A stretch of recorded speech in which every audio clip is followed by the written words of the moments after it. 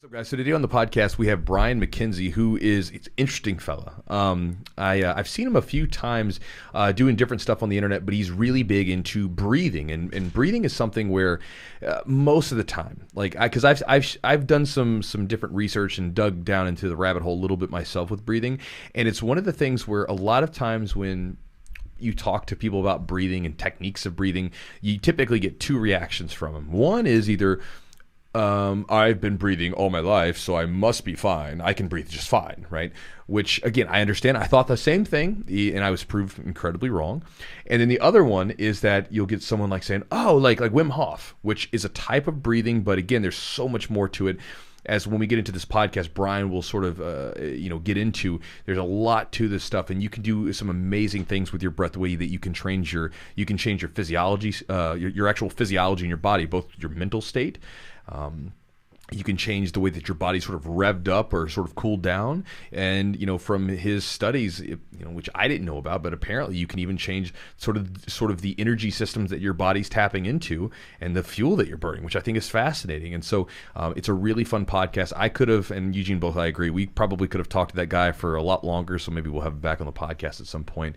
But could have talked to him a lot longer about this stuff, but it's really good stuff. You'll walk away with some actionable tips that you can implement as far as your own breathing protocols and give you some resources there afterwards. So stick around to listen to that. Guys, if you haven't already done so, I wanted to let you guys know, a lot of people were asking me, said, hey, Chewy. And I was like, what? That's how they sound, right? This is how I read all my messages. Hey, Chewy, I have a question for you. Was it angry? They're angry. I'm angry.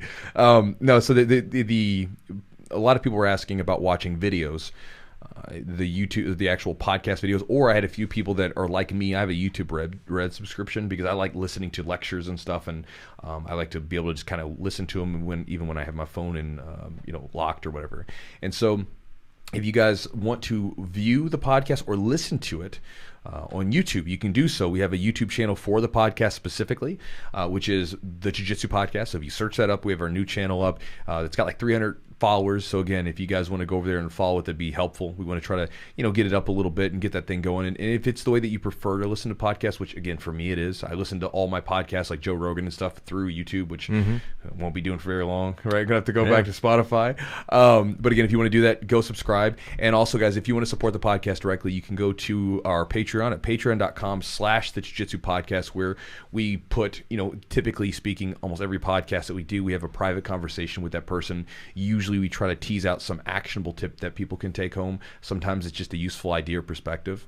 We also have some other things like full-length seminars and rolling videos. There's like some warm-up routines that Eugene's put up there. So it's some really cool stuff, and it's relatively cheap. So it's not going to break the bank to jump in there and get a hold of that stuff. So again, if you want to, learn some really cool warm-up routines, if you'd like to see kind of how I do seminars, if you'd like to, listen to some of the guests talk a little bit deeper and maybe give you some useful tips that you can implement into your own life and your own training, check that out, patreon.com/the Jiu-Jitsu Podcast.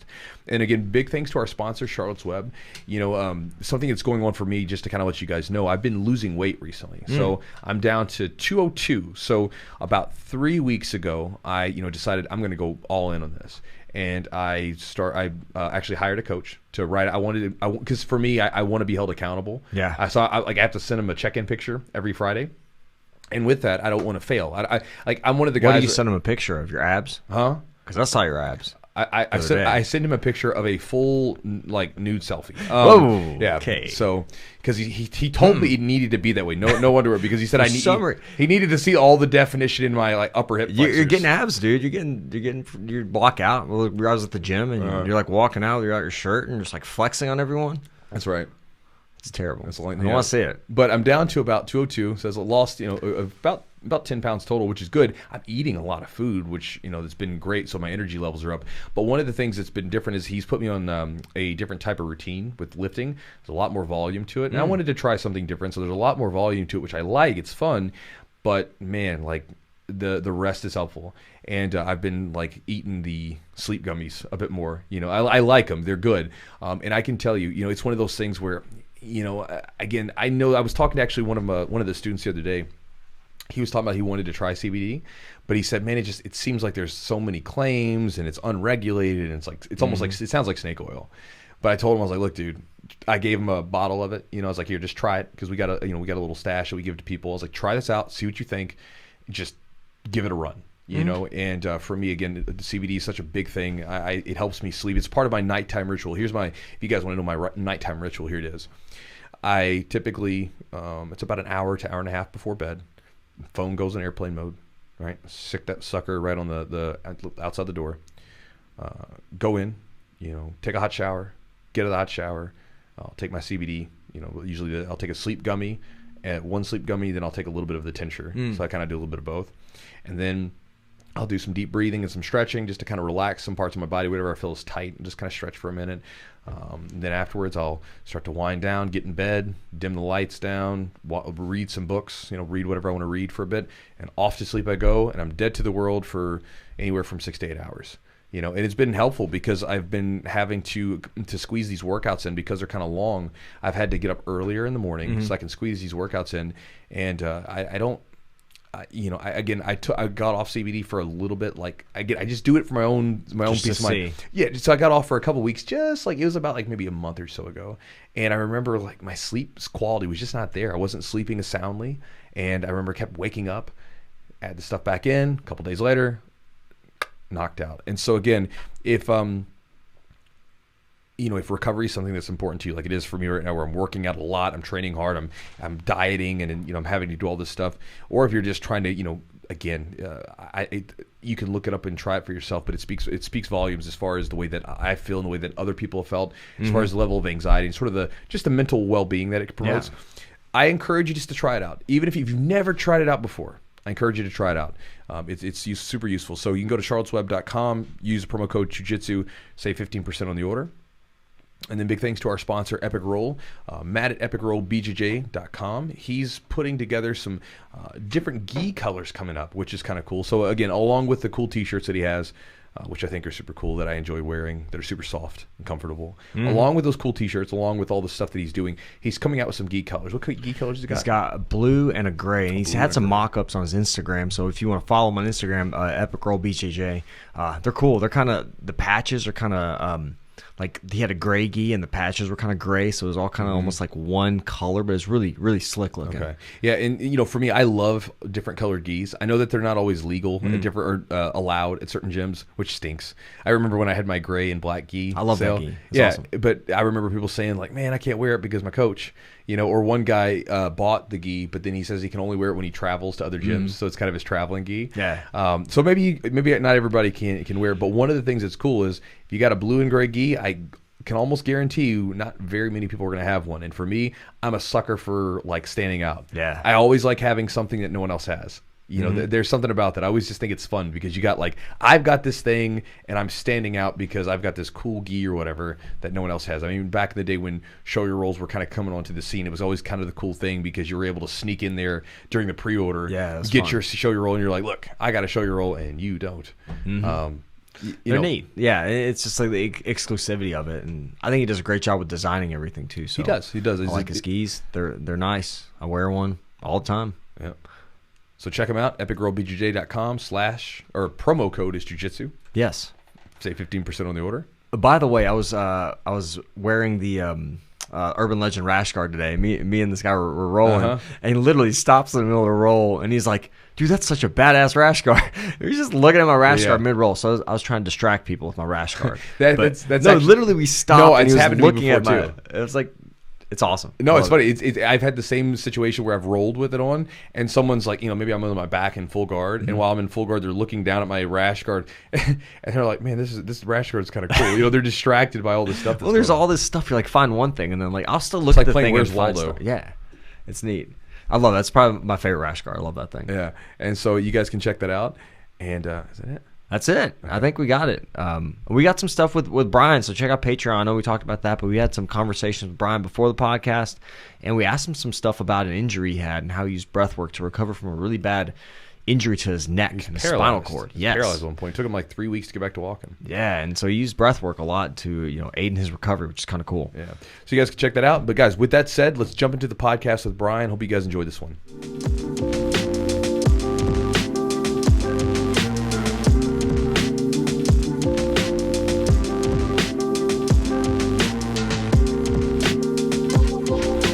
So how did you get into the breathing thing? Because, for me, like, for instance, I've been interested in sort of gotten into different breathing exercises over the years because, a friend of mine, he was telling me one day, he's like, "Hey, Chewy, I need you to breathe this certain way." And he was getting me to breathe deep into my diaphragm, my lower part. And I'm trying to breathe and I can't help but chest breathe. I'm like, what the hell? Like this, and for me, I'm thinking, oh, I've been breathing 30 years. I'm fine, right? I can breathe just fine.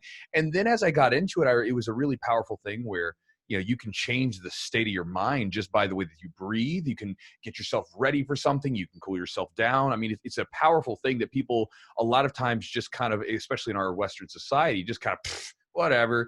What made you get into this thing like full force and said that this is what I'm going to be getting into? It's odd, man. A buddy of mine in Hawaii, I've spent a lot of time over there working with the surf community, and I was over there training, and somebody gave him a bunch of training masks, and he was like, "Hey, you want one of these?" And I looked at it and I said, "Elevation training mask," and I laughed. And I'd already studied like I'd already understood elevation, trained for elevation, did stuff with elevation, like altitude machines, et cetera, et cetera, et cetera. And I'm like, that doesn't change pressure.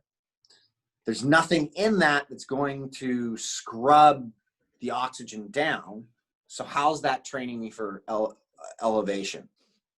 Well, that was my trigger to be like, all right, well, I'm laughing at something that I haven't even put on or tried. So I put the thing on, right?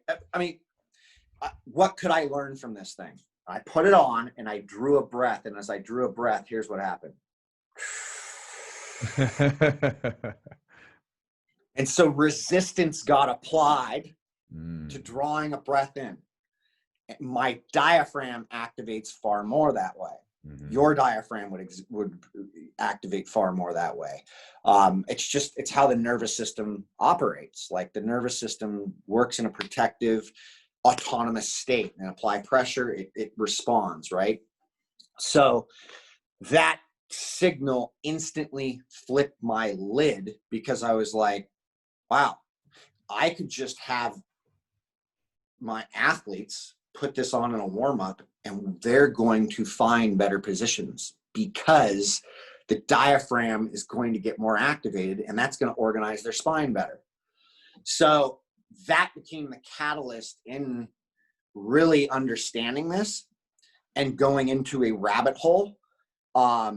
And then I'd say within the next couple of years, we were like, well, wait, what if we were just to breathe through our nose? And it did the same thing, because it supplies more resistance than the mouth. And that started to compound a lot of the theories I've always had. Like, nature by design is perfect. Like, it just is. Like, everything fits into an evolutionary kind of mold. It's gotten this way for a specific reason. Then I started looking back on history. I've always looked at history for things in terms of understanding human performance as well. Like looking back on time with people, how they trained, what they did, what's worked, what hasn't, how's that trickled out over time. You go back through history and there is not an indigenous culture that you can find where they're talking about them as being mouth breathers. And in fact, they will talk mostly about how they are nose only breathers. Why their languages are not uber, I don't want to say complex, because they actually are kind of complex, but they don't use a lot of words for things. So they don't speak. If you go look at Native Americans, in particular Native American languages, you will see not a lot of words towards things. Why? Like, why is that? And it's like, they had great intention, and they also started to understand a lot. And this is theory, right, with language, but you start to see a pattern of a lot of things, how they slept, specific ways that their heads were positioned, how they hunted. If they were mouth breathing, they'd be heard, right? If they were on foot, like, you're just loud. when you're breathing through your mouth. Mm-hmm. You are not when you're breathing through your nose. And you're much more calm. So all of this started to play out. And then, then I was like, holy shit, yoga's been talking about this for years. Oh my God. I used to like be deep into yoga. Like I was doing heavy duty yoga for like 4 years, like 20 years ago. And I'm like, oh my gosh, they were talking about this, but I just didn't pay attention to it. I was just there to get flexible. Right. And so we started getting into the yoga, and I read plenty of yoga books on yoga, pranayama, et cetera, getting into the deep stuff of this. And it's all there on what we were finding out, but nobody's really breaking this stuff down or bringing it to the perspective that would make the general populace be like, hey, wow, that sounds cool. So we just continued to go down that route. And then I connected with, I figured out a couple of things. And one of the big things was that not everybody was really responding to the same breathing patterns in the same way. And that was something I saw in group settings where people's emotions were getting away from them when they were doing things. And so some people were responding very different emotionally to things. And that started to make more sense as I started to get into more of the neurobiology of it. And then we started to really unravel how the brain, how the neurobiology works with breathing. And, I'm a pretty sound mind at this point that everything's operating for us to breathe, because that's the only way we stay alive. That's the only way we move energy. There is no other way. And even when we become anaerobic, we still have to breathe, because if we can't offload carbon dioxide to change the pH, we get acidic and die. Too much. We have a very, very, very tight window of pH balance in the system that has to be consistently regulated. So it just became fascinating to me, as nobody was talking about it like this. And yet there was so much research out there saying what it did, and so many different methods that existed that were doing so many different things. And then it was like, well, every one of them was almost claiming this cure-all towards everything. But it was like, how can that, so we just started breaking down and found our hole, which was, just stick to the principles, man. Like, just stick to the fundamentals and guide people into understanding that, so that they can literally navigate this space and understand it for themselves. How did you assess response? Like when you were looking at people, are you looking at heart rate? Are you looking at oxygen levels? What are you looking at to assess response? And then how do you tailor that to specific groups? Like, and this could be a pretty broad question, but like to different, maybe triathlon runners or even jiu-jitsu, how do you tailor their breathing specific? Because I'm not sure if there's like one style for each population or each group. No, so in terms of a standalone breath practice, there's going to be variance in what you want to do for what what you're looking to train for, right? But as a broad, overarching fundamental, the basic fundamental, the base layer of understanding breathing, we believe, is understanding the difference between nose and mouth breathing. That is the beginning. Everything else from there becomes kind of secondary, tertiary. You have to establish this foundation, because every sport requires it. I did a podcast with one of the top best powerlifters in the world the other day. And I'm like, look, powerlifting is actually an aerobic sport. Most of your training is supposed to be in an aerobic place. You go for seconds anaerobic, and then it's how quickly can you get back to aerobic to then be able to actually output again. So all training really is about how high I can take that aerobic function, or how quickly I can get back to aerobic function. Okay. So the nose became our understanding that. So we were metabolically testing stuff. Like, we had people on metabolic carts, and one of the mind-blowing things that happened was when one of my business partners, he went to walk his dog. He's actually huge. He loved, jiu-jitsu is his thing. His name's Rob Wilson, and he took his dogs for a walk and opened his mouth taking him for a walk, came back, and then took him on the same walk again and shut his mouth. And it was 2 entirely different ways of utilizing energy. Same effort, 2 different modes. The moment we're over breathing, the moment the system brilliantly goes, no problem. This is a stress response. We'll move you into faster energy. So looking at things like metabolic carts from a coaching standpoint is important professionally. Using things like pulse oximeters allows us to understand when oxygen utilization is getting primed, when CO2 tolerance is low, especially with working stuff, but they're not very accurate once heart rate starts to go up. And this is why I default back to saying nose mouth, because it is unequivocally across the board with every test we've run, from walking the dog to holding 200 watts on a bike and going nose, mouth, and holding for, a specific amount of time. Varying athletes, 2 different energy systems. So it inevitably, that change is that catalyst in understanding when somebody actually flips from nose to mouth. And this is actually very important for anybody in jiu-jitsu, because it's like, shit, my opponent just started mouth breathing. I know they're stressed. If I let them sit here for a little bit longer, they're actually going to be a little bit more waxed. And I'm going to be able to take advantage of this process.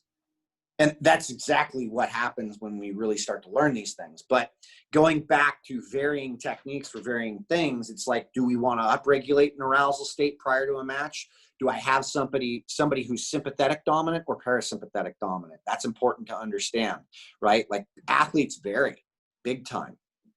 And then specifically after training or after competition, how and what works best to downshift that individual so that they're actually processing not only what they just did, but they're coming down off that mountain so that they've already engaged in that quote unquote recovery process or the next phase of what's supposed to happen. So what are some of the big differences? Because obviously you're explaining some of them, but just to take people through kind of a contrast between the two, what are some of the differences in the physiology of the body that are happening when, say, you're breathing through your nose opposed to breathing through your mouth? Yeah. The largest difference is you're offloading carbon dioxide when you open your mouth. You can move air faster, mouth-wise, and there's a time and a place for that, right?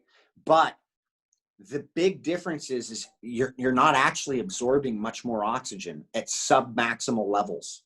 So if I'm here breathing and going versus I don't take in any more oxygen, I don't absorb any more into the system. The difference is at submaximal levels, an offloading of carbon dioxide.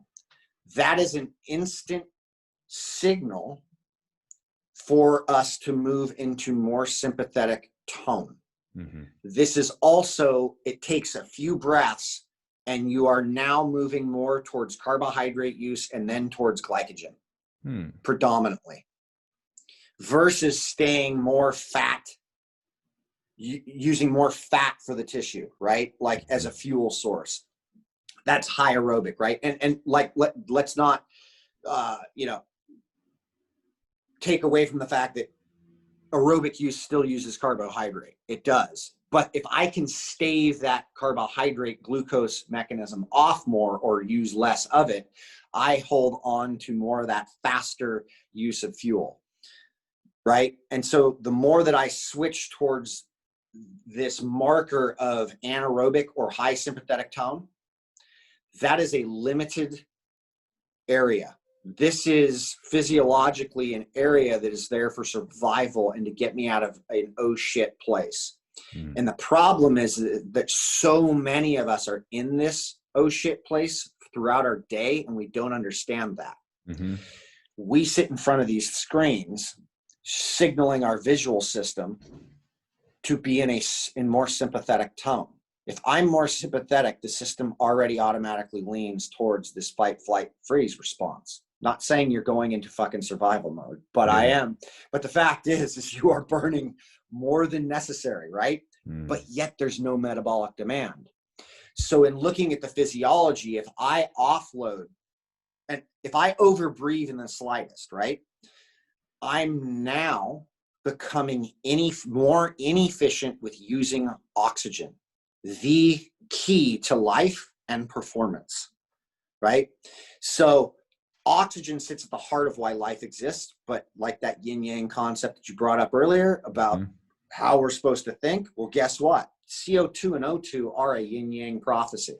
You cannot have oxygen without carbon dioxide, and vice versa. So these two, the carbon dioxide actually plays a role in a dissociative effect that happens in the blood to where it knocks the oxygen molecules out of the red blood cells to become more available for use. So the simple answer to that, or the simple explanation of that I use is look at a free diver.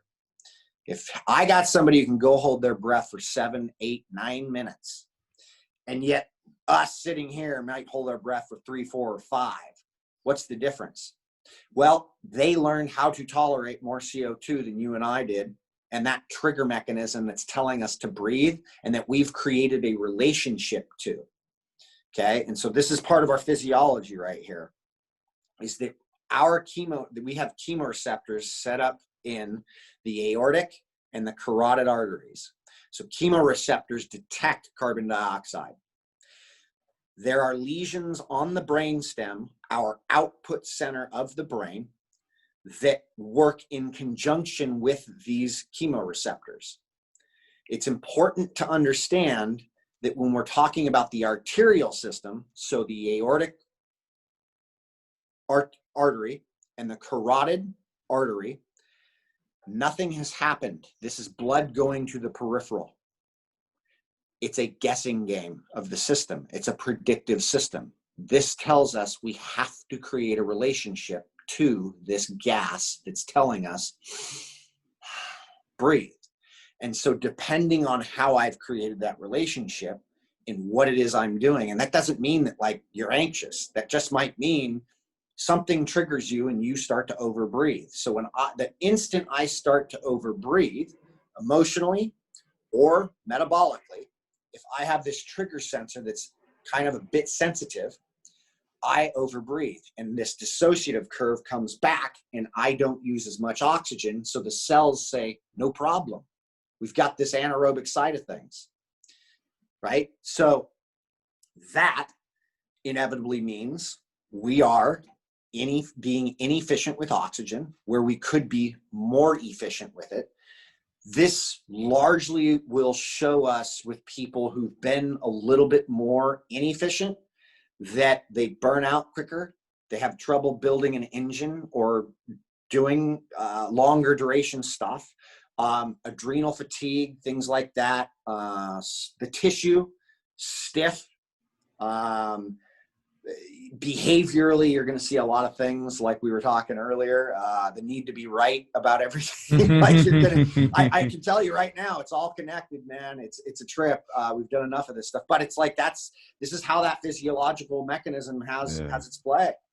And it's a trip.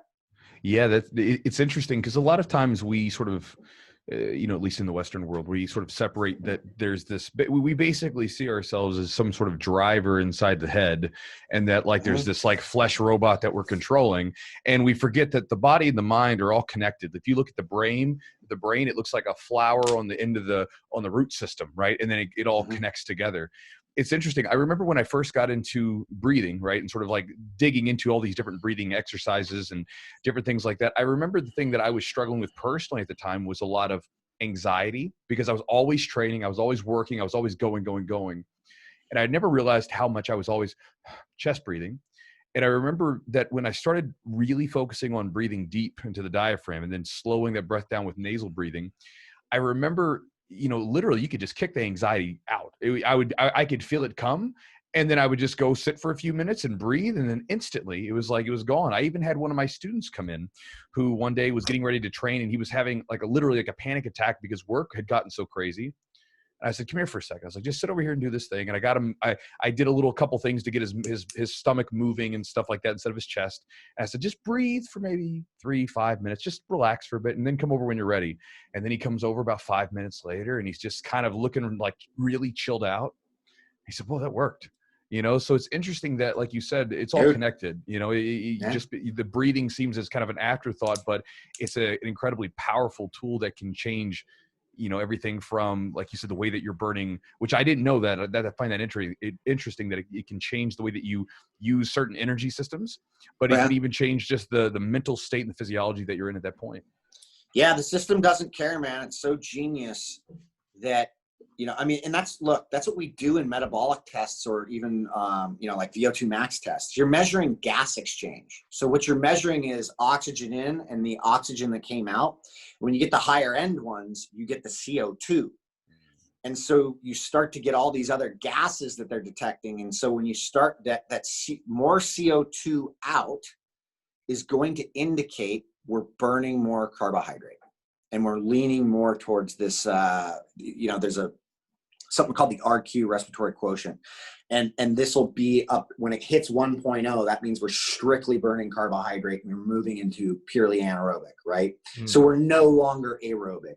And this stuff really isn't that important for everybody, but what is important to understand, and the simplicity of this is you don't need all this shit in order to understand it. We are so hardwired for all of this stuff, man. Like I've spent so much time and money on this stuff and for good reason, is so that we can make sense of this stuff, but then bring it back to, the moment you're not nasal breathing, you're definitely not efficient aerobically. We are factually seeing this. And even though you could go do a test and be mouth breathing and show that you were aerobic to a point, I could take you right back to that test like I've done several times and control your breathing, and we get a very different test to max out. It's just an entirely different score because you're actually controlling the air and what's happening. And it's just like you sitting that kid down who's having an anxiety attack and he goes through the breathing. He literally created vasodilation by allowing a little bit more CO2 into the blood so that the vasculature opens up. His system instantly hits more parasympathetic tone. He feels better. And now you're kicking out more of those oxygen molecules, which there's trillions in one blood cell, right? Like there's trillions. And so you're just getting more of those out when you allow that CO2 to just change a little bit. It's just a little bit. And that changes everything. Unfortunately, that place is where our ego lies. And so within sport and performance, we lose sight of all of this. That is the real importance of, I think really, this is the real importance of really raising the next generation of athletes to understand that winning is not the goal. Winning could be a byproduct of what the goal is. The goal is always in training is the ability to make a better decision. So whether I'm learning jiu-jitsu, whether I'm in firearms training, whether I'm lifting weights, it doesn't matter. It's, hey, if I'm moving this bar overhead, can I make a better decision and get that bar into a better place? And guess what that leads to? Better positioning, better power output. I inevitably can get to that win more. But when winning becomes the goal, we can sneak around this stuff and breathe and just hyperventilate our way into something and last for a period of time that inevitably has a wall metabolically in a few years or so. I've seen this with multiple world champions and Olympic gold medalists, like across the boards. You can get away with, we are so flexible, like our system, we can get away with this stuff for so long until we can't. And sometimes when we can't, that hits us at 40 or 50. And at 20 and 30, we just don't give enough. We just don't care enough about that. And this is where that understanding comes in, because we can actually teach somebody how to be way more efficient, way more skilled, and have a much bigger engine than they ever would have had, which will only have them lasting in their sport way longer.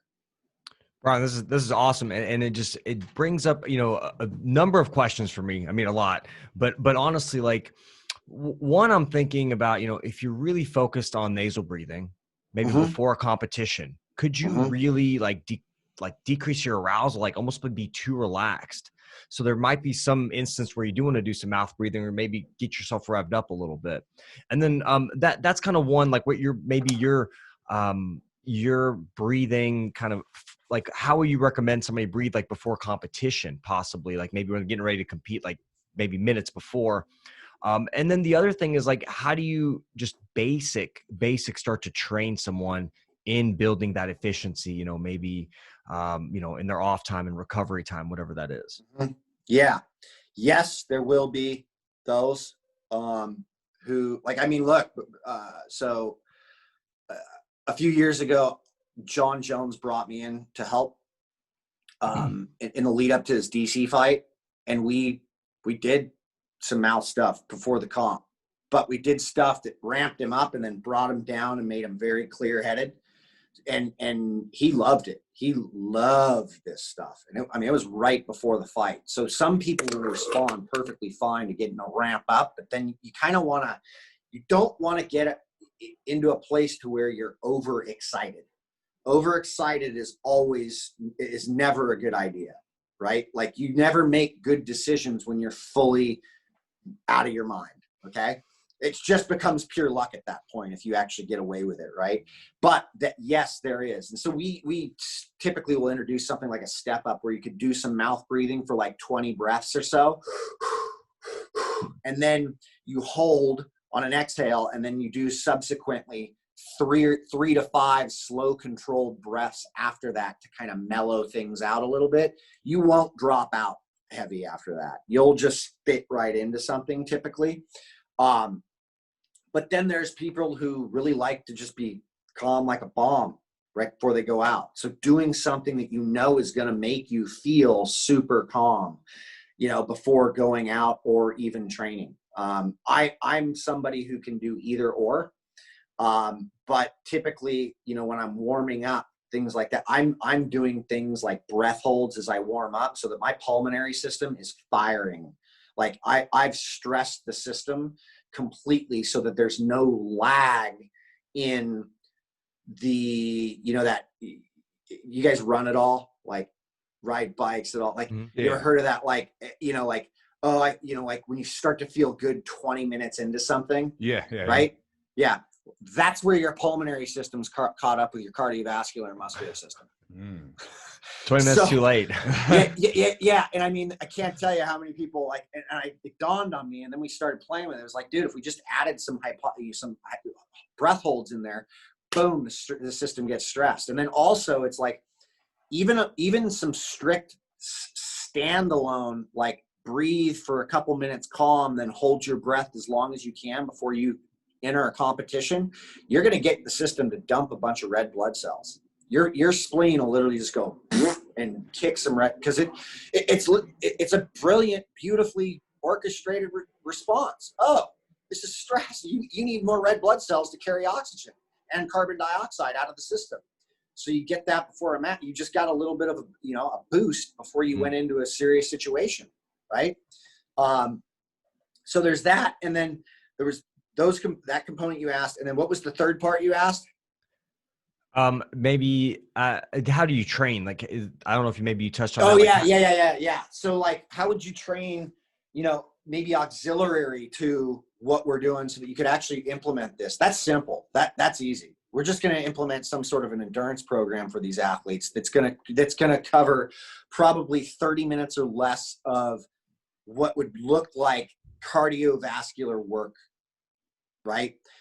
Put them on an assault bike for, start them off like 15 minutes, and they're doing one breath cycle every 5 seconds. So they can go one breath in and out in 5 seconds. You can go as hard as you want and do that. most people aren't going to go very hard at all to start with that, but then that starts to increase to where, you know, like I can hold around 230, 240 watts, one breath every 5 seconds. When I started doing that, it was more like 130, 140 watts. Yeah. Those changes aren't because I'm stronger. Those changes are because my physiology has made the adaptation, and my aerobic function is so like fine-tuned. That's it. And so you think it would be a good thing, so for like athletes that might be listening to this, doing jiu-jitsu or what have you, you would recommend them, you know, that they 100%. Yeah. Okay. If you're not doing things outside of jiu-jitsu to like you're missing a lot of low-hanging fruit, and it doesn't require a lot, including, hey, even if that's too much, go for a walk every day for 15 to 20 minutes and just breathe out of your nose and do some hypoxic holds on an exhale and count your breath, count your steps between those, and then give yourself 5 nose-only breaths between that and repeat that for 10, 15, 20 minutes. That is oxygen efficiency training right there. Yeah, and if you get that focused on your breath, that's almost going to be meditative to a degree, because you're going to be so focused on the breath going up and down, you know, like because you're having to retrain it. I think that's an interesting thing, like maybe to ask you, what are some tips? Because obviously, you know, when you're focused on it, because this is something that I noticed when I was focused on breathing that way, deep through the nose, deep into my diaphragm. I remember, you know, when I was focused on it, it was fine. But then I remember I would notice that maybe during the day I would be walking around and I'd be, you know, the mouth would open up. Are there any tips or maybe suggestions to people that maybe are saying, okay, I want to breathe like this and I want to breathe like this more often? Are there any tips that maybe you give to people to sort of make this, to retrain their body to breathe like this more often, just at rest normally, not just when they're exercising, just, you know, all the time? Yeah, for sure. And so when we finish this today, I'm going to give you guys, so I'm going to give your listeners a free month to our website. Nice. Okay. And on that back end of the website, there's a few things. There is strict breath control, meaning a breathwork program that you could do. This is a standalone, sitting down or lying down doing this. This is going to help increase the CO2 tolerance. There is training, strength and conditioning, and cardio work that has gear training, which is basically our gear system, which is how you actually train with breathing. So they can use that, right? Then there's also our webinars that are for free, that literally dump all the information we're going over. But to answer your question, and this is all implemented in that, right? Okay. So it's complex in that there's plenty you can do. And the beginning stages of this are actually establishing at least 2 points in your day. And usually what I start with athletes is morning and night. You have a breath routine you do. In the morning, I want you regulating your nervous system. And in the evening, I want you regulating your nervous system. Okay. We do one that makes you feel alert and calm in the morning. And we do 1-2 hours or less before bed that absolutely drops you out and makes you feel like you just you're like, damn, I'm out. Right. So for a lot of guys and gals, this is going to help with sleep. And here's why. We're preparing you for sleep with the breathing and the nervous system dropping into more parasympathetic tone. B, you will learn the longer you do this, how to drop your brainwave function into more theta wave function. There's a reason why monks don't sleep that much. And it doesn't have to do with the fact that they're not tired. It just has to do with the fact that they're getting so much actual deep and REM cycle sleep through meditation and breathing that they don't actually need to sit there and sleep for many hours. You can get the equivalent of 4 hours of sleep off of 20 minutes of actual controlled meditative breath work. Okay. So this just takes, like, there's research done on this.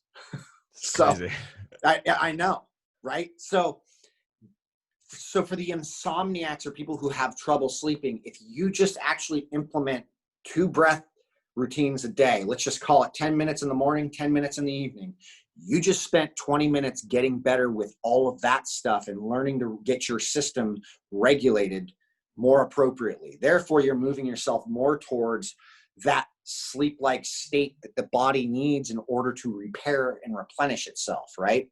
So you're actually providing that, even if the sleep doesn't happen. But by and large, what we've seen, and this is through data on clients and people who've gotten back to us, is that deep and REM cycle sleep astronomically increase once a breath practice has been engaged for at least a few weeks. And that doesn't matter if you're getting more sleep or not.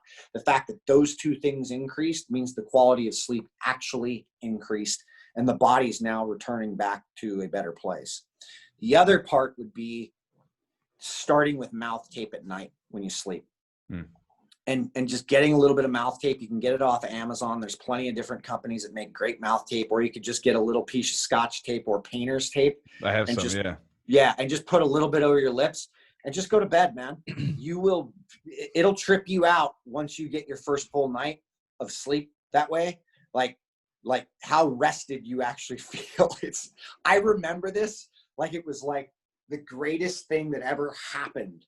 And I was like, how did I miss all of this stuff? Like what's going on with this? So those two things become primary. Then it's like, I realize ego gets involved with a lot of people. So you have to kind of tippy toe into things. My suggestion for anybody is always 1 month, nose only breathing, all training. Doesn't matter what's happening. Even if you're rolling, even if you're doing 6-minute rolls, stop going hard, settle down, shut your mouth, or don't roll as many rounds. Allow it to build for 1 month. Then go back at it by understanding this curve of when I open my mouth, how long before the shit hits the fan. And like, look, I've worked with enough fighters to where some of them literally start to wrap their head around observing their opponent so acutely that they hear breath changes and they're like, I got it. It's over. Like, it's done. I know based on their breathing, and they're right, because breathing dictates energy. Energy is all we're here for, is to move energy, man. So it's like, this is the way we move energy. And once that energy's off, boom, take advantage of it. Yeah, some of this stuff is you figure out almost intuitively. I didn't obviously know the science and stuff behind it, but when you were saying about feeling a person's breathing change, I've had so many matches where I'm there going with the guy, and all of a sudden you feel this, like that, just exhale. You're, oh, he's done. I got to pour it on now. And even with some of my students, I remember some of them were complaining that for our evening classes that they would leave, go home, and they couldn't sleep. After training, they're just too wired. Yes. And so I started taking them through. I was like, hey guys, if you want to stick around, just give it a try. We would do a little bit of stretching, some deep stretching, and then we would do like some deep breathing, and I would just tell them, close your eyes, do some deep breathing, or listen to some music. And I just want you to slow those breath counts down super, super slow, right? Really extend that exhale out super long. And, then they would come back the next day. I slept like a baby, and all that stuff that you talked about, that's stuff that I've been playing around with for a couple of years. And I would, for anybody listening, definitely dig into that stuff, because it like doing some deep breathing at night and even trying the tape on your face, it's definitely it's a game changer for your sleep. Yeah, I've never thought about the mouth tape. That's interesting to me. So Brian, here's I just kind of thought this. My background is a physical therapist, so I work primarily outpatient, but I have worked in like the rehab setting where like you work with heart patients and stuff, right? Yeah. And you teach them that pursed lip breathing, and the idea or what the understanding that we have is in your nose and out your mouth like you're blowing out a candle, right? Because you're increasing like the pressure in the lungs, the bronchioles can take. Tell me how you feel about that possibly. And also like, what is the impact? Like if you're breathing in your nose and then out your mouth, how does that impact your system? Yeah. The pursed lip is simply restricting carbon dioxide. All right. And creating more pressure. Right. So your nose is automatically doing that. But if you purse your lips more, you're engaging more. You can restrict it even more. Right. What we like to do, and I'm not saying change that from the physical therapy setting, but what we like to do is just teach people how to control their exhale. The slower you can control that exhale, the more control you have over your parasympathetic response. So the longer I can increase that, the more control I have over that parasympathetic response, which also says that we have more eccentric contraction. We understand that diaphragm far better, because it's very hard to restrict air on an exhale without controlling that diaphragm and engaging other, vasculature like the glottis, things like that. It's not as easy to do on an exhale. This is also why we utilize a max exhale test, which we call a CO2 tolerance test, on the website. And everybody can go there for free. If they go to shiftadapt.com and click on Breathwork, scroll down, and it says breath calculator. You can go get the directions on this, and it'll give the max exhale test, which is our CO2 tolerance test. The test in and of itself, the longer you get, teaches you how to actually engage this system. But the pressure for what you're trying to do with some patients is probably necessary in what you're doing. Nose in, mouth out, simple. That's an anaerobic gear, because I'm offloading CO2. It's a transitional gear. That's gear 4. Gear 1 is an equal nose in, nose out. Gear 2 is a fast nose in, relaxed out nose. Gear 3 is fast nose in, nose out. So it's right. Gear 4, gear 5. Here's the thing. If I know which gear I'm in, I'm okay. If I don't have control of my breathing, you don't have control. So I could intentionally go to a gear 5 for fucking around, knowing I'm going to make a move or I'm going to do something, blow off some CO2, then drop right back into and do something really, like, there's a lot of things that this goes into very interesting places with. But from a patient perspective, physical therapy perspective, essentially you do, if you're trying to create pressure with something, the pursed lips is going to supply that. But also from a physical therapy setting, if I'm trying to downshift somebody, get people dropped out, like Nick's talking about, like with kids after, like I got comedians who can't go to sleep after sets at night, right? Comic sets, same. We just think that jiu-jitsu was tougher because we went to jiu-jitsu practice, right? And it was physical. Getting up in front of someone like that, bro, that's tough. The amount of shit you're putting in your head, and you're like, look, we've been talking for an hour. Yeah. I've been sympathetic dominant this whole time. I'm in a high arousal state. I enjoy talking about this stuff. Sure. I'm offloading. We talk a lot. Like, it's a thing. So it's like, it's imperative that when I stop talking, I shut my mouth and drop back in, right? So that I'm actually listening and into a space where I'm not like anticipating what I'm going to say next, Like it's a really important, and you can pick up on this stuff in really acute ways with what we do professionally, especially as an instructor, right? Who in the class is a mouth breather? Who's not paying attention? What is the behavior? It becomes very interesting, man. And you start to see patterns in all of this stuff. Yeah. And as far as like the ratio goes, I don't know if you had touched on that, like, you want to increase your exhale. But is there a certain type, like, box breathing, for example? Is there any benefit to doing that versus 4 seconds in, 6 seconds? Yes, it's a great question. Great question. So I've actually addressed this in a series that I did, not that you've seen it, on my Instagram account. Up top of or right below at my bio, the bottom page, where you put a bunch of little videos that you make special. There's 1 through 7 down there. I explain 7 different protocols, box breathing being one of them, coherent or resonant breathing being another. We just give them different titles. So a breathing pattern has 4 parameters. All right. It has an inhale, a hold, an exhale, and a hold. Yeah. Okay. People who deal with high anxiety, we are not going to implement holds. That typically sets people off who deal with a lot of anxiety or are highly, highly stressed.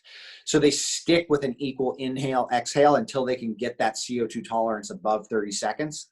Usually it's 30 seconds and under. We work on that equal in and out. From there, it starts to go inhale, hold, exhale, then inhale, hold, exhale, hold. There's your box breathing set if it's all equal across those parameters. Depending on your CO2 tolerance, that's where you should actually be to where you're going to get the biggest bang for your buck, meaning I'm actually working to increase my tolerance and I'm still calming myself down without stressing myself out, right? From there, it goes into one of them. It's a pranayama. That's a 1-1-2-1. So it's a prolonged exhale. So inhale. So it's equal inhale, equal hold, double exhale, equal hold on the end. Then it goes into apneas, which is traditional for the freediving community. This helps build big CO2 tolerance, but you'd be focusing strictly on the inhale hold. So they're just a 3-pronged approach to those, where it's an inhale, a hold, and an exhale. And some, there's a 1-2-2, a 1-3-2, and a 1-4-2. Right? So the hold becomes the focus in those versus the actual inhale and the exhale. Everybody responds to those differently. Well, so we don't all respond to them in the same way. In fact, like, and one of the things that we used to talk about this a lot was with the neuroscientist that I work with out of Stanford. His name's Dr. Andrew Huberman, who's a good friend. And the same protocol that I use in the morning to make me alert and calm is the same one that he uses to put him to sleep. Yeah. That's fascinating. It is, but it isn't when you start to understand, when you start to look at like, hey, we all handle stress differently, right? Like, I'm sure the three of us look at many different, like, handle many different things.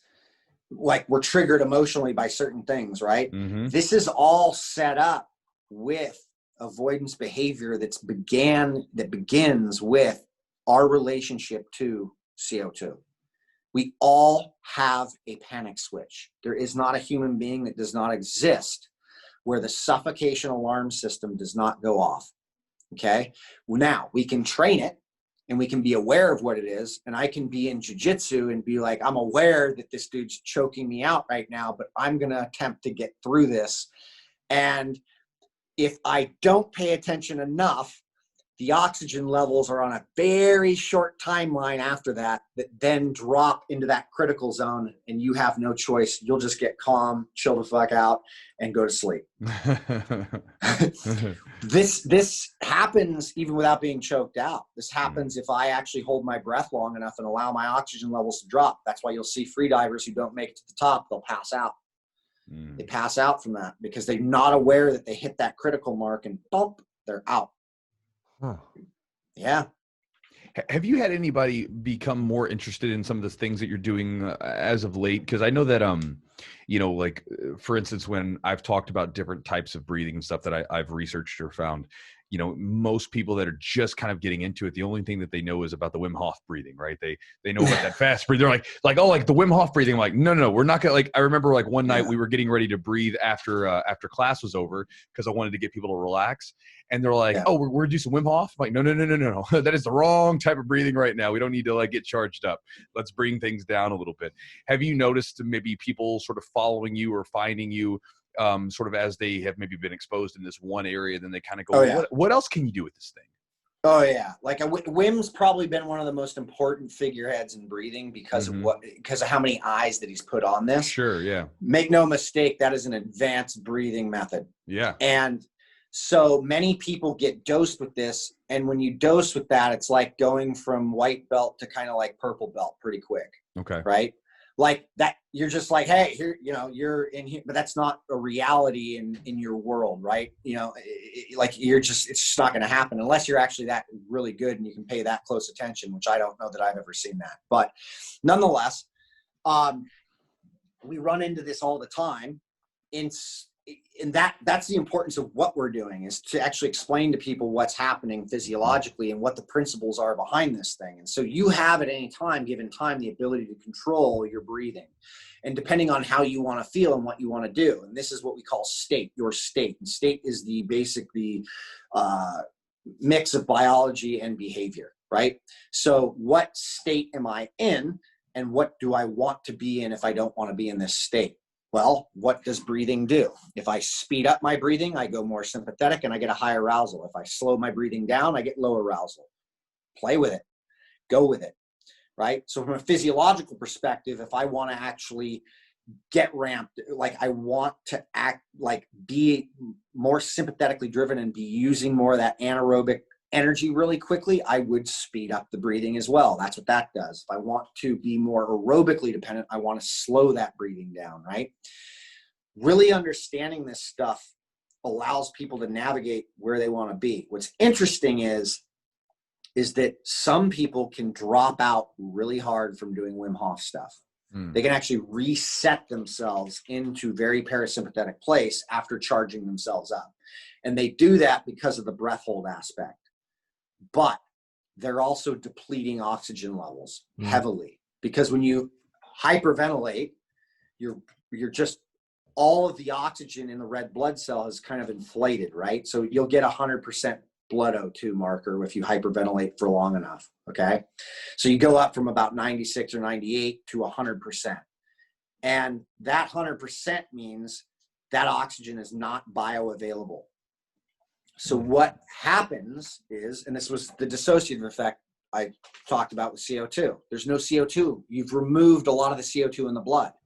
So now it's not using it. So this is why they hold on an exhale with Wim Hof, is when you hold, CO2 starts to rise. And so all of a sudden that oxygen starts to get used up in those cells. It's starting to get kicked out, and it's going out to all the cells, all the mitochondria, right?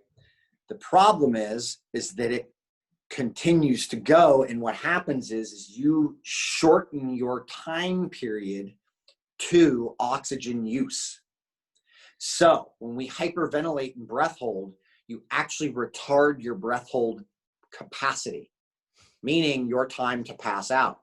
You just create a false illusion because you've scrubbed out the thing that triggers your breath to happen, which is CO2. So if we all were to hyperventilate right now for like 10 breaths, you could hold your breath longer than you could if I just said, hold your breath right now, right? Because there's no CO2 triggering that brain stem going, hey, breathe, dude, breathe, breathe. You know, oh, panic, up, and then it doesn't. Well, if you hyperventilate, I've gotten rid of that thing until enough O2 has been used, and the byproduct of that is CO2.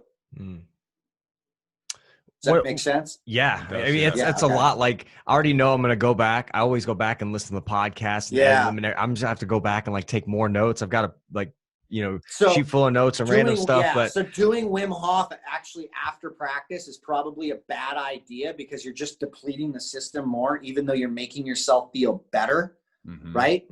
Versus like, you might want to do something like that But what we found was that you didn't want to do really long, prolonged breath holds after that, because you were depleting the system, and energy reserves were actually we didn't have as much energy as we did if we weren't doing the long breath holds, right?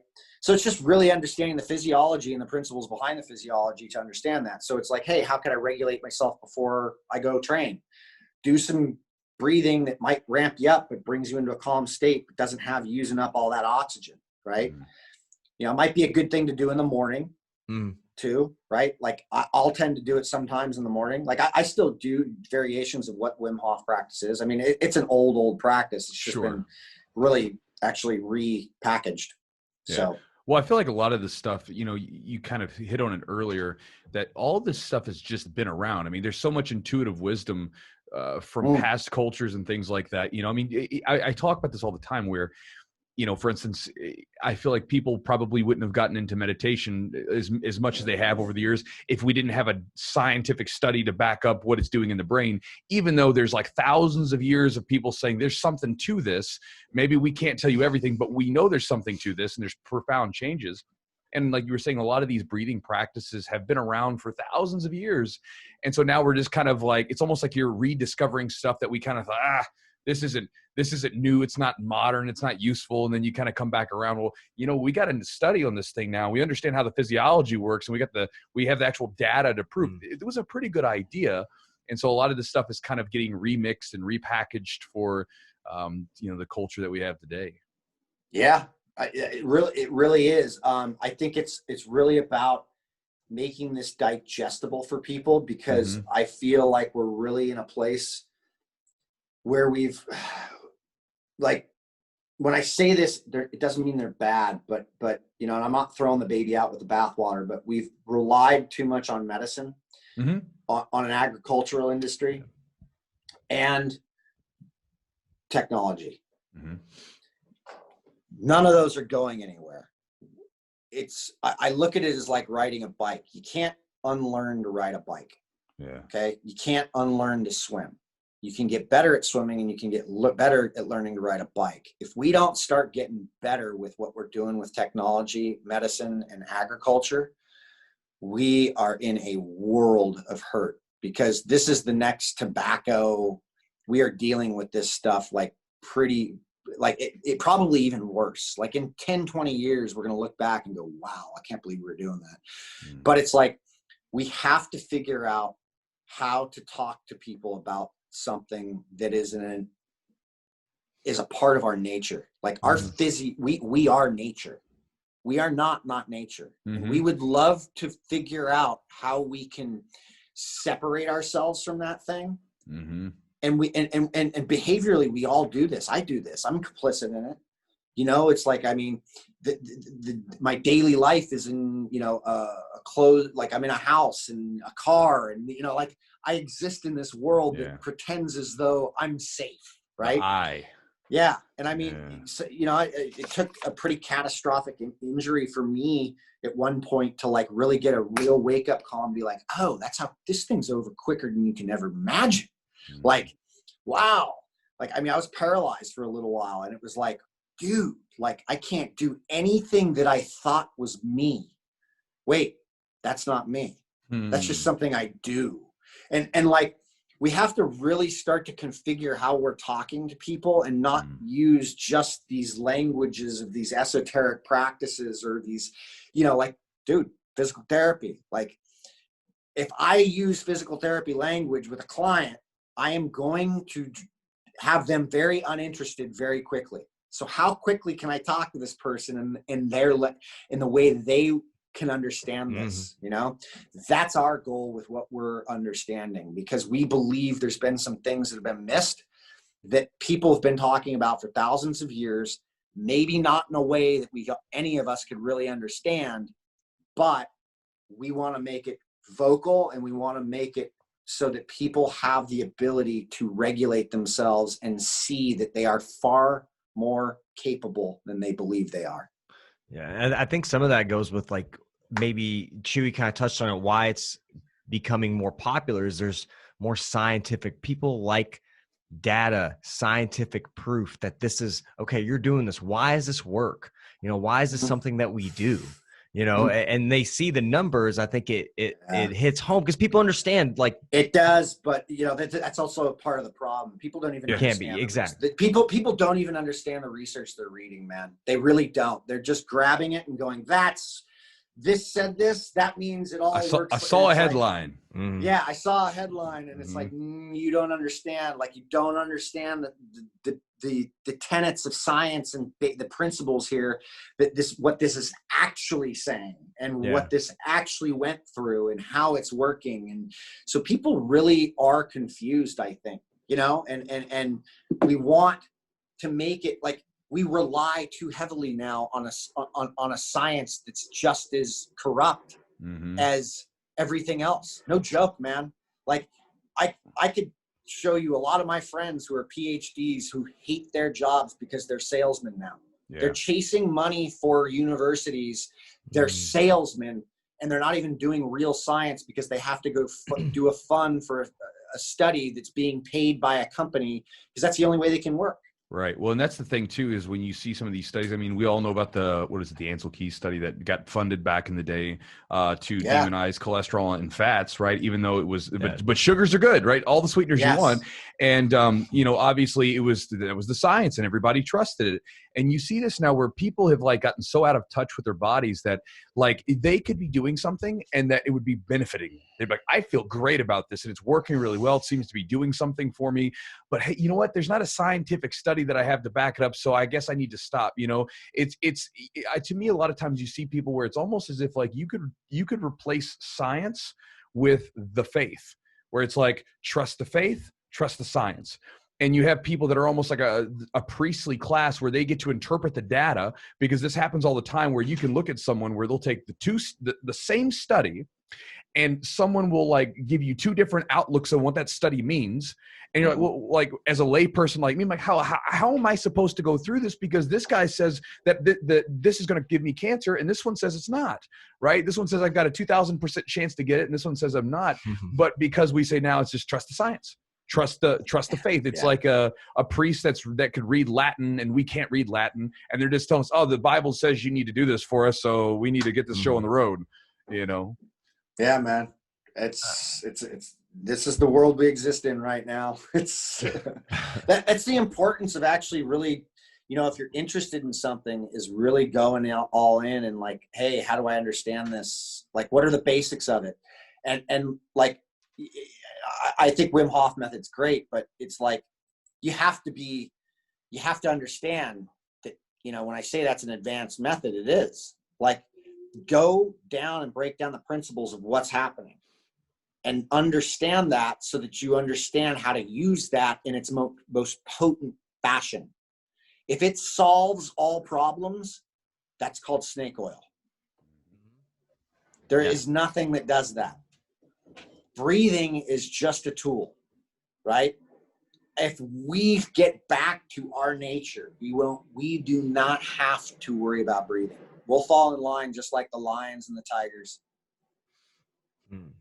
And by the way, guys, if you're listening to this, like, I don't need you to send me a terrible message like, Chewy, look, I'm not bashing science. I'm just asking you, if you see something, maybe do some digging and don't just read one headline and then run with it. Have a questioning attitude. Like, even look at the type of, you know, we don't have to get into the details of this, and you've done probably a lot of research, Brian, but you know, even in physical therapy school, you're looking at different types of studies, you know, double blind studies, whatever. We don't have to, but there's quality to studies, you know, having a large sample size, meaning, you know, you have a larger population of people that go into these same tests and they don't know there's just a lot of quality of studies that you can look at. And so just look at, you know, what the data says, and then also look at the type of study that it is. And that can give you some insight.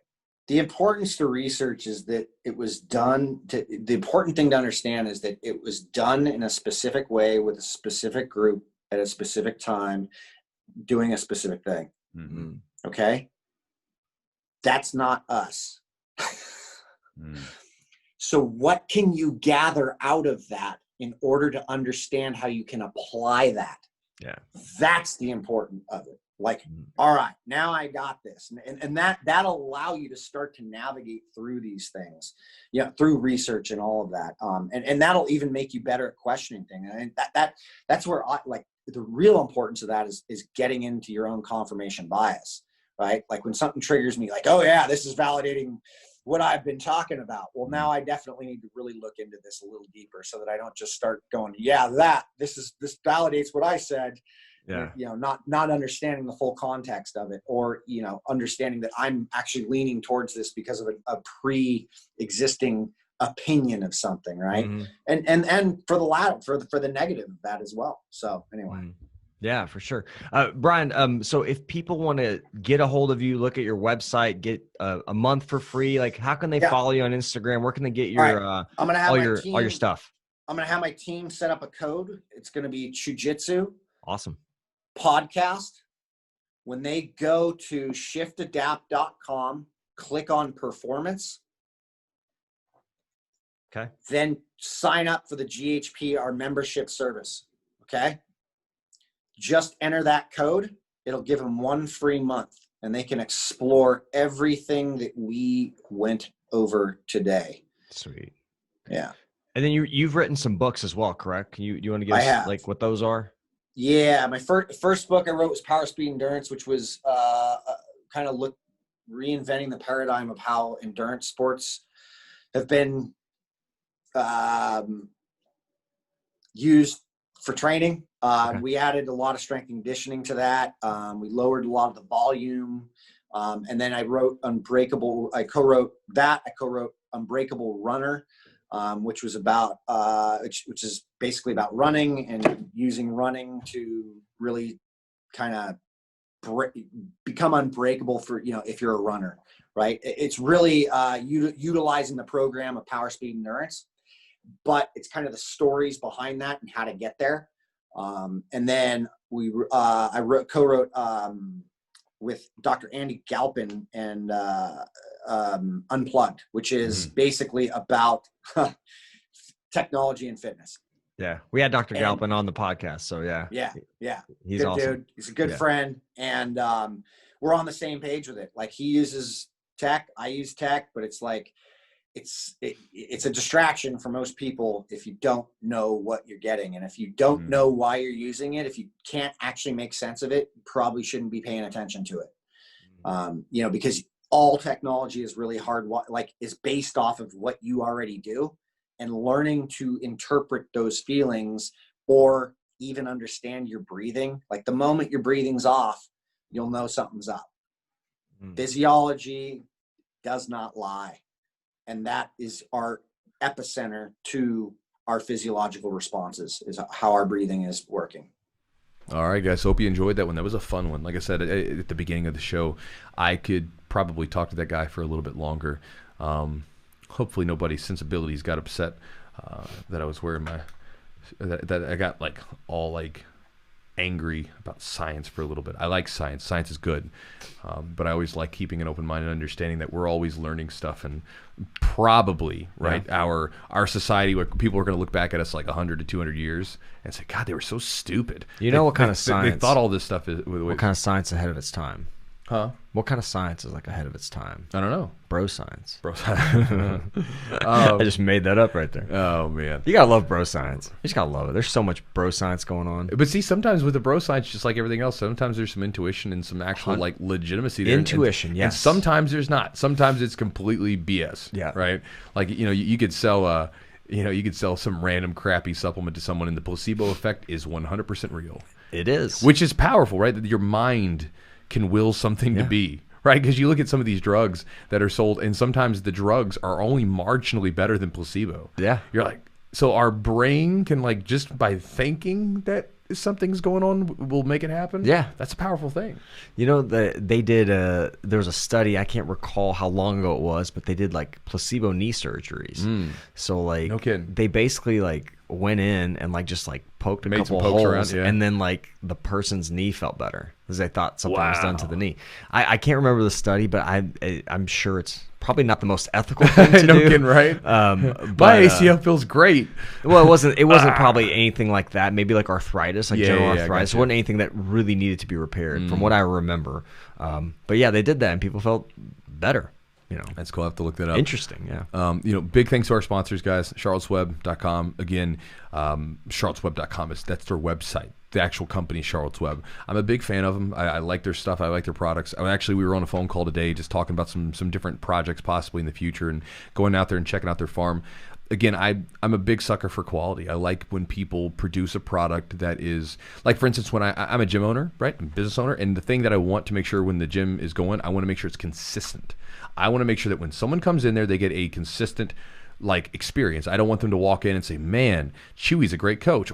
And then one day they walk in and say, God, dude, this one guy, Bob was a terrible coach. He was so mean, whatever. I don't want it to be that way. I want it to be where it doesn't matter if it's me or one of the other coaches. People are excited to be there, and the coaches are excited to teach them. I want it to be consistent. And it's the same thing when I use supplements. I'm a stickler for trying to figure out, hey, what's actually in this stuff, and I want to make sure it's measured. Just as I measure food, just as I literally measure out the amount of coffee that I drink in the morning. I want to measure out the stuff so I can make things consistent. And so I like their stuff because it's tested. It's they're really big on quality, and so they make it good. So check it out. And again, if you're still kind of on the fence about CBD, just give it a whirl. 1 month. Try it out. See what you think. If you don't like it, it may not respond to you as much because it happens for some people, then don't take it again. But if you feel the effects that people like Eugene and I have felt, where you have a more sound sleep from it, and you have a general sort of better sense of well-being, then hey, it works out for you, run with it. Again, big thanks to Matt at epicrollbjj.com. You can check out his stuff on his website. Use the promo code Chewjitsu. It's all Chewjitsu is promo codes.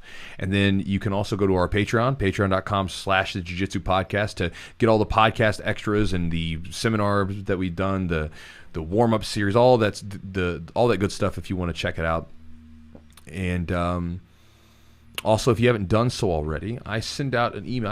I started just talking about this recently, so I'm just letting you guys know.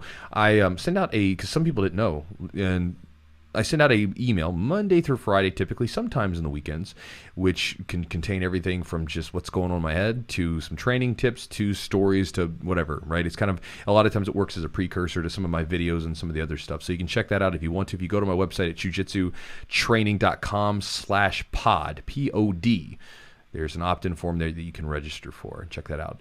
But otherwise, guys, that is the show. You guys just listen to the podcast, and I hope you enjoy it. And hopefully it gets you interested in breathing. Hopefully, I know you're interested in breathing. Hopefully it gets you... I'm interested in breathing. I hate breathing. It's the worst. I like living. So, of course, I'm interested in breathing. But I mean, like, be interested in doing different forms of breathing. Because, again... it's fascinating stuff. It's the only, I believe it's the only like sort of necessary function that we can have direct control over, right? Like because if you it's necessary, meaning if you don't do it, you die. Like breathing, if you don't breathe, you die, right? But if you, and you can use it to change different things in your body. It's fascinating stuff. And so, I would try out, and here's just something for you. If you're on the fence about this stuff too, if you're like, oh, Chewy, this is stupid. I've been doing a lot of voices today. I don't know why. You're a voice kind of guy. Yeah, I'm in a good mood today. Hey, Chewy, I don't want to breathe like that. It's stupid breathing stuff. I'm gonna be a mouth breather. Mouth breather. It's like a derogatory thing, right? Yeah. Damn mouth breather. But anyway, going back to it. Go just try this out. After training or when you get home at night, sit down somewhere. And when you breathe, just sit down and try to find some place relaxing. And then breathe, and just breathe in deep. Just start with your nose, and then try to breathe into your lower stomach. And then just breathe for the slow count, like...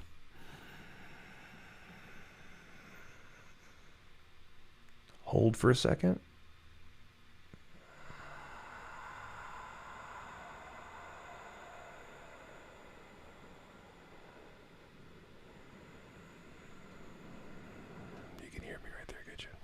I'm relaxed already. I mean, seriously, slow that exhale down as much as you can. Man, dude, like even obviously, I'm sure I've changed even just doing that, right? It'll slow you down. And it's wonderful. Just do it for like 5 minutes. 5 minutes of breathing, just sitting and doing nothing. Turn off your phone or put it on some like meditation music on YouTube or something, and just breathe for a little bit. And if that gets you kind of wanting to scratch it itch, go down and do some research. Go watch YouTube videos. Go check out Brian's website at shiftadapt.com. Go check it out and get interested in something that's really useful. And again, I think there's nothing. It's your body. It's you. That is you, right? There's nothing better than. There's nothing more important than the way that you treat your body, the way you use your body, everything else. And so that's my spiel. Yeah, and Brian was nice enough to offer 1 month for free on his website. So shiftadapt.com. We'll leave a link in the show notes. And I believe the code's going to be Jiu-Jitsu Podcast. And I'll get you a month free to check out his website, look around, and see what you like and use some of his protocols, all that. And I had to look this up while we were doing this. I had to look up mouth breather. So the dictionary refers to mouth breather as a stupid person. Oh, boy. Don't do that. Yeah. You don't want to be stupid, so don't mouth breathe. No, but seriously, guys, I hope you enjoyed the podcast, and thanks for sticking with us, and thanks for your support. Again, if you want to also support the podcast, but again, maybe you're already using CBD or maybe whatever, go to our YouTube channel, the Jiu-Jitsu Podcast. Just put that in on YouTube and subscribe to help us get that going. You can also check out the videos of the podcast, which you might be watching right now. I don't know. But you can check that out on the YouTubes. And with that said, guys, thanks for joining us. And we'll talk to you guys next week.